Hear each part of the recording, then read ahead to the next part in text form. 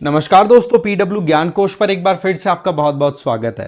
दोस्तों, supreme court का एक लैंडमार्क वर्डिक्ट आता है जिसमें जो स्टेट लेवल पे गवर्नर्स काम करते हैं उनकी पावर्स को रिव्यू किया गया है। मामला बेसिकली तमिलनाडु से रिलेटेड था, जहां पर तमिलनाडु की विधानसभा के द्वारा कई बिल पारित किए गए और वो बिल्स जो थे तमिलनाडु के गवर्नर आर.एन. रवि के पास गए।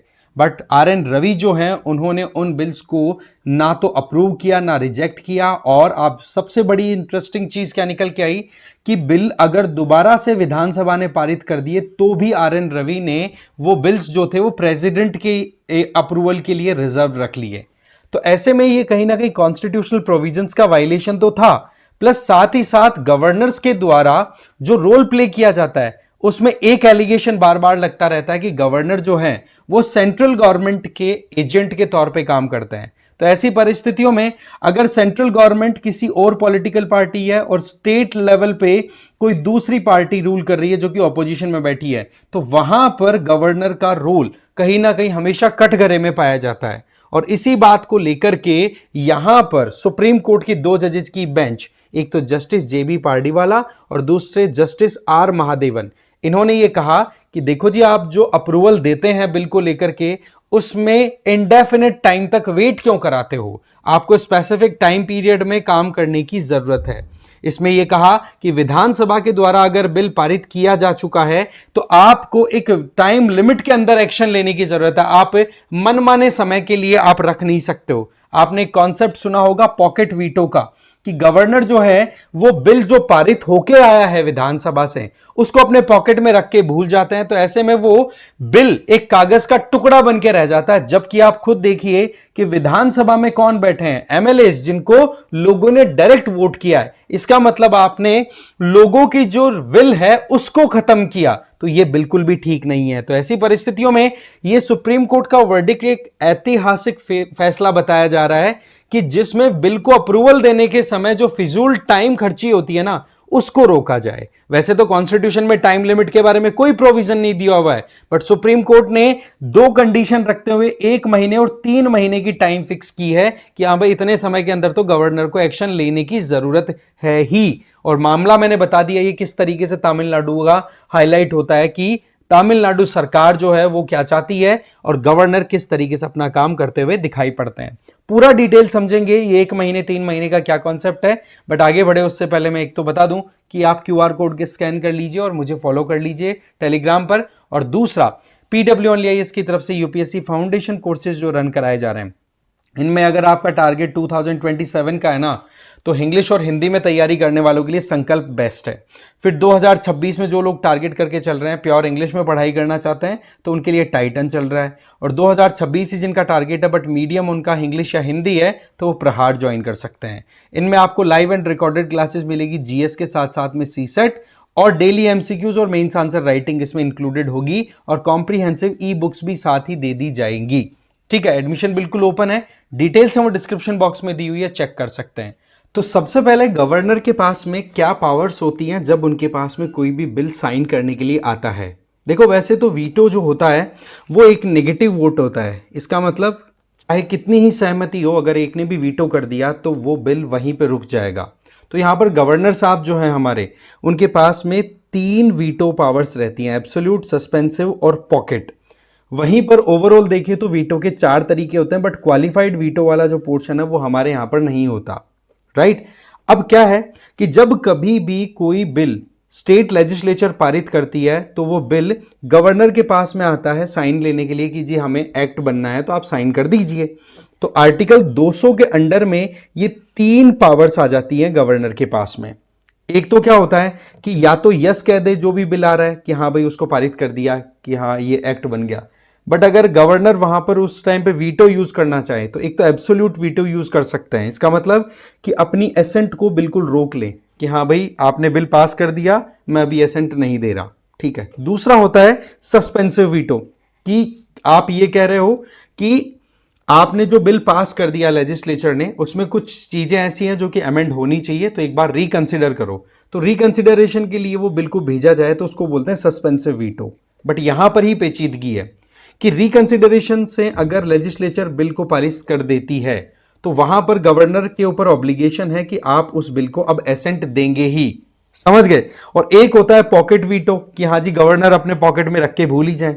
वहीं पर आप क्या नोटिस करते हैं कि गवर्नर जो होते हैं उनके पास में एक ऑप्शन रहता है आर्टिकल 201 के तहत कि अगर कोई लेजिस्लेटिव बिल पास होकर के आ चुका है तो उसको गवर्नर प्रेसिडेंट के कंसिडरेशन के लिए भेज सकते हैं। ठीक है, बट वहीं पर प्रेसिडेंट के पास में अगर कोई बिल पहुंच गया तो फिर उसके ऊपर कोई टाइम लिमिट की बाउंडेशन नहीं है। गवर्नर अपना अप्रूवल कब तक देंगे उसके ऊपर टाइम लिमिट का बाउंडेशन नहीं है। तो इसी बात को लेकर के तमिलनाडु गवर्नमेंट, स्टालिन गवर्नमेंट और गवर्नर RN रवि के बीच में खींचतान चल रही थी 10 डिफरेंट बिल्स को लेकर के। और वो बिल्स ऐसे थे जिनको गवर्नर ने अपने पास में होल्ड रखा। तो वहां पर तमिलनाडु के स्टेट लेजिस्लेचर ने उन सभी बिल्स को रीपास कर दिया, दैट मींस रिकंसिडर कर दिया। अब रिकंसिडर करने के बाद में तो गवर्नर को यस बोलना चाहिए था ना, अगर हम प्रोसेस की बात करें, बट गवर्नर ने उनको फिर भेज दिया प्रेसिडेंट के पास में। जबकि होता क्या है कि पहली मर्तबा अगर कोई बिल आता है तो ही आप प्रेसिडेंट के पास भेज सकते हो, अगर रिकंसिडर होकर के बिल आ रहा है तो गवर्नर को फिर अप्रूवल देना पड़ेगा। इस तरीके की यहां पर प्रोविजन कॉन्स्टिट्यूशन में है। बट अब क्या कर दिया कि प्रेसिडेंट को अगर मान लो बिल भेजने की बात आ रही है तो वहां पर गवर्नर को थोड़ा अलर्ट होना पड़ेगा। कैसे? कि अगर कोई बिल पास होकर के आ रहा है स्टेट असेंबली या लेजिस्लेचर से और वहां पर जो काउंसिल ऑफ मिनिस्टर है, दैट मीन चीफ मिनिस्टर की जो लीडरशिप में काउंसिल ऑफ मिनिस्टर काम कर रही है, उनका सपोर्ट है उस पर्टिकुलर बिल को और गवर्नर भी उस बात को सहमति से आगे प्रपोज कर रहे हैं प्रेसिडेंट के पास में, तो उस पर एक्शन लेने की टाइम लिमिट बोल दी, बोला 1 महीने के अंदर आपको एक्शन लेने की जरूरत है। अगर वहीं पर गवर्नर और काउंसिल ऑफ मिनिस्टर के बीच में कहीं पर गैप चल रहा है तो ऐसी परिस्थितियों में गवर्नर अगर बिल को प्रेसिडेंट के पास में भेजते हैं तो उसके ऊपर काम करने की जरूरत है 3 महीनों के अंदर अंदर। तो कुल मिलाकर के यहां पर पॉइंट क्या रहा है कि अगर काउंसिल ऑफ मिनिस्टर खुश है, चीफ मिनिस्टर खुश हैं कि हाँ यार ये मामला बड़ा इंपॉर्टेंट है तो प्रेसिडेंट साहब का ओपिनियन हमें ले लेना चाहिए, तो उसके ऊपर आपको 1 महीने के अंदर अंदर कार्रवाई करनी होगी। और अगर मान लो कि काउंसिल ऑफ मिनिस्टर और गवर्नर के बीच में कॉन्फ्लिक्ट है तो वो बिल अगर गया है प्रेसिडेंट के सामने तो वहां पर वो 3 महीने के अंदर अंदर गवर्नर साहब को एक्शन लेने की जरूरत है। तो ये टाइम बाउंडेशन है ना, उसको इंप्लीमेंट कराने का एक बहुत ही इंपॉर्टेंट जजमेंट है। आज तक अगर देखें तो हायर जुडिशियरी ने कभी भी इस तरीके के जजमेंट नहीं दिए जहां पर किसी भी बिल को अप्रूव करने से रिलेटेड डायरेक्ट कोई टारगेटिंग दी है। टाइम लिमिट के बारे में कॉन्स्टिट्यूशन में भी कहीं मेंशन नहीं है, बट ये प्रोविजन अब सुप्रीम कोर्ट ने कर दिया।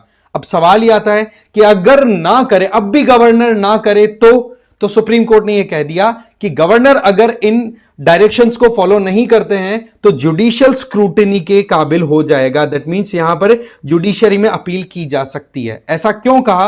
क्योंकि जब सुनवाई चल रही थी तो गवर्नर साहब की तरफ से जो दलीलें गई उनमें यह कहा गया कि भाई किसी भी बिल को पास करना या रिजेक्ट करना यह गवर्नर की पावर है, और साथ ही साथ उसमें कोई टाइम लिमिटेशन की बात नहीं लिखी हुई है कॉन्स्टिट्यूशन में। तो इसका मतलब यह हो गया कि यहां पर कॉन्स्टिट्यूशन कहीं पर भी गवर्नर को टाइम के हिसाब से बाउंड नहीं करता, तो गवर्नर जब चाहे तब पास कर देंगे। बट इसके चलते क्या हो रहा है कि जो बिल विधानसभा के द्वारा पारित हो जाते हैं वो कहीं ना कहीं डेड हो जाते हैं, कि विधानसभा जिसको लोगों ने इलेक्ट करके एमएलएज को भेजा है और वो एमएलएज मिलकर के वहां पर बातचीत करके फिर पारित कर रहे हैं। तो ऐसी परिस्थितियों में आप ये बताइए कि जब लोगों की विल पे इलेक्टेड एमएलएज की चॉइस को आप ऐसे रिजेक्ट करोगे तो फिर डेमोक्रेसी का कहीं एक तरीके से खात्मा नहीं हो जाएगा। तो ये एक अपने आप में बड़ी इंपॉर्टेंट बात है। साथ ही साथ हमारे कॉन्स्टिट्यूशन में आर्टिकल 142 है ना, वो सुप्रीम कोर्ट को कहीं ना कहीं स्पेशल पावर प्रोवाइड करता है अपनी डिक्री, अपने ऑर्डर्स को इंप्लीमेंट कराने से रिलेटेड।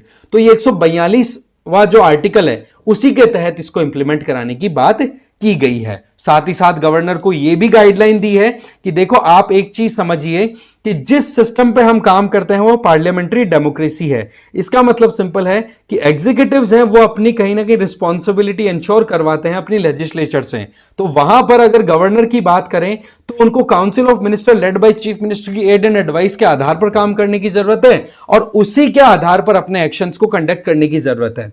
आर्टिकल 200 के आधार पर अगर गवर्नर की पावर की बात करें तो वो एब्सोल्यूट वीटो यूज कर सकते हैं या pocket veto. But pocket veto में क्या होता है कि आप बिना किसी कंडीशन के लंबे समय तक आप रख लेते हो उसको, तो ऐसे में ये अनलिमिटेड टाइम तक आप किसी बिल को रख रहे हो, जबकि उस बिल को जब आपने रखा अपने पास में तब तक स्टेट लेजिस्लेचर ने दोबारा से उस बिल को पास कर दिया, तो ऐसी परिस्थितियों में अब आपको अप्रूवल देना पड़ेगा।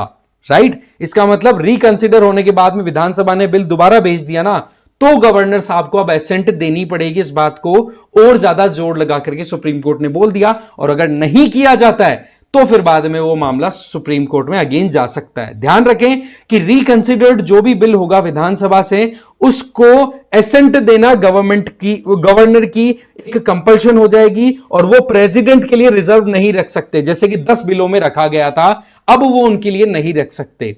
दूसरी तरफ यह भी बोल दिया सुप्रीम कोर्ट ने कि मान लो दोबारा जो रिकंसिडर होने के बाद में बिल आ रहा है गवर्नर के पास में, उसको और पहले जो ऑलरेडी बिल आया था गवर्नर के पास में, उन दोनों में अगर कोई डिफरेंस नहीं है तो फिर गवर्नर अपनी डिस्क्रिशन यूज कर सकते हैं। दोनों के अंदर डिफरेंस अगर कुछ होगा तो ऐसी परिस्थितियों में कहीं ना कहीं गवर्नर को एसेंट देना मैंडेटरी हो गया। तो ये कहीं ना कहीं एक एक्सेप्शन, एक छूट भी दी है। मैं रिपीट कर रहा हूं, छूट क्या दी है कि गवर्नर साहब के पास में एक बार बिल आया, बट गवर्नर साहब ने कहा कि रिकंसिडर करिए, मैं इस पे साइन नहीं कर रहा, बट लेजिस्लेचर ने वो बिल वापस से पास कर दिया। अब पास किया हुआ जो दोबारा बिल आया वो पहले वाले जैसा ही है, तब गवर्नर अगेन अपर हैंड में आ जाएंगे, वो अपनी एसेंट देने के लिए होल्ड कर सकते हैं, बट ये वो कंडीशनल होगा।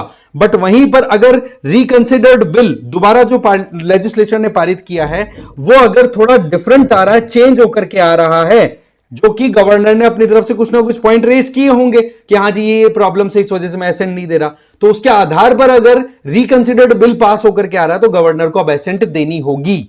तो ऐसे में गवर्नर जो है वो कहीं ना कहीं फ्रेंड, फिलोसोफर और गाइड के तौर पे काम करे, तो तब जाके स्टेट मशीनरी प्रॉपर काम करेगी। ये बात सुप्रीम कोर्ट ने गवर्नर को कहते हुए अपनी बात एक तरीके से कंक्लूड करने की कोशिश की। राइट, तो ये पूरा मामला तमिलनाडु से स्टार्ट हुआ, बट पूरे देश के लिए एक अपने आप में इंपॉर्टेंट एक मैंडेट भी सुप्रीम कोर्ट ने सेटल किया है, जहां पर आप कैसे देख सकते हो डीएम के चीफ एम.के. स्टालिन, जो कि चीफ मिनिस्टर भी हैं तमिलनाडु के, उनके द्वारा कहा गया कि ये हिस्टोरिक है, ये बहुत बड़ी विक्ट्री है, ना केवल तमिलनाडु के लिए बल्कि इंडिया के पूरे स्टेट्स के लिए, जहां पर फेडरल पॉलिटी को अपहोल्ड करना और स्टेट्स की ऑटोनॉमी इंश्योर करने के लिए हमने फाइट की, और उसका फायदा सबको मिलेगा। तो एक तरीके से कि गवर्नर के ऊपर जो टैग लगाया कि ये तो सेंट्रल गवर्नमेंट के एजेंट होते हैं, उस चीज को यहां पर सुप्रीम कोर्ट ने कहीं ना कहीं डाइल्यूट करने का एफर्ट किया है। अब आपका इस मामले में क्या सोचना है, कमेंट करके जरूर बताना। बाकी इस वीडियो में इतना ही था। Thank you very much.